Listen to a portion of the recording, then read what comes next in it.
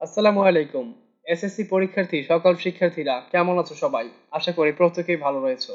তবে পরীক্ষার কথা শুনলে আমাদের মন একটু খারাপই হয়ে যায়। বিশেষ করে ইংরেজির ক্ষেত্রে পরীক্ষা নিয়ে আমাদের অনেকের মধ্যে ভয়ভীতি কাজ করে। তো তোমাদের এই ভয়ভীতিকে কাটিয়ে ওঠানোর জন্য আজকের ভিডিও জুড়ে আমরা রাইটিং পার্টের প্যারাগ্রাফ নিয়ে আলোচনা করব। আমরা এখানে কয়েকটি প্যারাগ্রাফ নিয়ে আলোচনা করব যেগুলো খুবই গুরুত্বপূর্ণ এবং যেই প্যারাগ্রাফগুলো আয়ত্ত করতে পারলে আমরা পরীক্ষায় কমন পাবো ইনশাআল্লাহ। তো চলো সেই কমন উপযোগী প্যারাগ্রাফগুলো আমরা দেখে নিই। প্রথমেই রয়েছে ট্রি প্ল্যান্টেশন। ট্রি প্ল্যান্টেশন এটি কিন্তু একটি খুবই গুরুত্বপূর্ণ প্যারাগ্রাফ। বিগত বোর্ডগুলো বিশ্লেষণ করলে দেখা যায় এটি অনেক বোর্ডেই এসেছিল।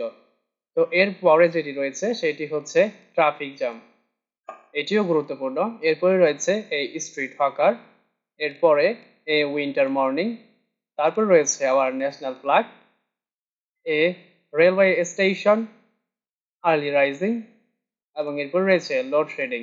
তারপর রয়েছে এই স্কুল লাইব্রেরি, এটিও কিন্তু খুবই গুরুত্বপূর্ণ একটি প্যারাগ্রাফ। এরপরে যদি আমরা দেখি তাহলে রয়েছে a village fair, a farmer or the life of a farmer, এরপর রয়েছে এ টি স্টল, তারপর রয়েছে এ বুক ফেয়ার, এবং এরপরে যদি আমরা দেখি তাহলে রয়েছে ড্রাগ অ্যাডিকশন, এবং তারপর রয়েছে স্ট্রিট অ্যাক্সিডেন্ট, ডিফরেস্টেশন, এবং এরপরে রয়েছে আওয়ার স্কুল ম্যাগাজিন।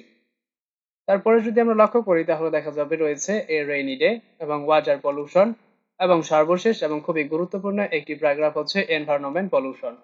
তো আমরা যদি এই 20টি প্যারাগ্রাফ মুখস্থ করতে পারি বা আয়ত্ত করতে পারি তাহলে আমরা এসএসসি পরীক্ষায় কমন পাবো ইনশাআল্লাহ। তো যদি আমাদের ভিডিওটি ভালো লেগে থাকে তাহলে আমাদের চ্যানেলটি সাবস্ক্রাইব করে মা কোচিং জোনের সাথে থাকবেন। ধন্যবাদ সবাইকে।